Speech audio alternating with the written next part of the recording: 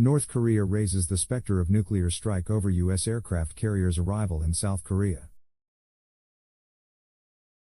Seoul, South Korea. North Korea lashed out Friday at the arrival of a U.S. aircraft carrier battle group in South Korea, calling it a provocation and again raising the specter of using nuclear weapons to defend itself.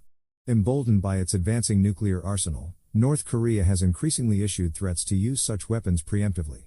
But the North is still outgunned by U.S. and South Korean forces, and experts say it is unlikely to use its nukes first, though it will continue to upgrade those arms without returning to diplomacy for the time being. The North's latest nuclear threat came a day after the USS Ronald Reagan and its battle group arrived at South Korea's southeastern port of Pusan, following U.S.-South Korean-Japanese naval exercise in international waters earlier this week. South Korean defense officials said the carrier is to be docked at Pusan for 5 days as part of an agreement to increase the temporary deployments of powerful U.S. military assets in response to the North's growing nuclear program. On Friday, the North's official Korean Central News Agency called the aircraft carrier's arrival an undisguised military provocation that proves a U.S. plan to attack North Korea is being realized. It threatened to respond in line with its escalatory nuclear doctrine that authorizes the preemptive use of nuclear weapons.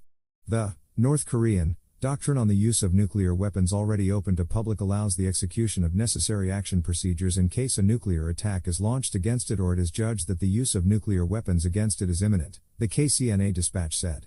North Korea's most powerful and rapid first strike will be given to the extended deterrence means, used by the U.S. to hallucinate its followers, and the bases of evil in the Korean peninsula and its vicinity, KCNA added. North Korea has argued it was forced to develop nuclear weapons to cope with what it calls the U.S. and South Korean plots to invade. It has often responded furiously to the deployment of U.S. strategic assets such as aircraft carriers, long-range bombers and nuclear-powered submarines, as well as U.S. joint training exercises with South Korean forces. Many experts say North Korea heightens tensions with its rivals to provide a pretext for expanding its nuclear arsenal and then uses the arms as leverage to wrest greater outside concessions. Since last year, North Korea has conducted more than 100 missile tests in the name of responding to the expanded U.S.-South Korean military drills. Washington and Seoul say their drills are defensive in nature. Last year, North Korea adopted a law that stipulates a broad range of situations in which it can use nuclear weapons, including when it determines that its leadership faces imminent attack by hostile forces or when it needs to prevent an unspecified catastrophic crisis to its people and government.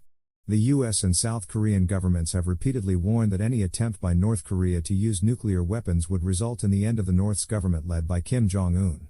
On Friday, North Korea also accused the U.S. of being behind what it calls a groundless and false rumor that Hamas used North Korean weapons in its recent attack on Israel. Some media outlets including Radio Free Asia, a U.S. government-funded news service, earlier reported about Hamas' suspected use of North Korean weapons such as F-7 high-explosive fragmentation rockets. What should not be overlooked is that the U.S. is resorting to its stereotype smear campaign against North Korea to deliberately link the recent Middle East crisis to the latter, KCNA said in an article attributed to Ri Kwang-song, a commentator on international affairs of North Korea. Ri said the U.S. administration's reptile press bodies and quasi-experts are spreading the rumors but didn't name them.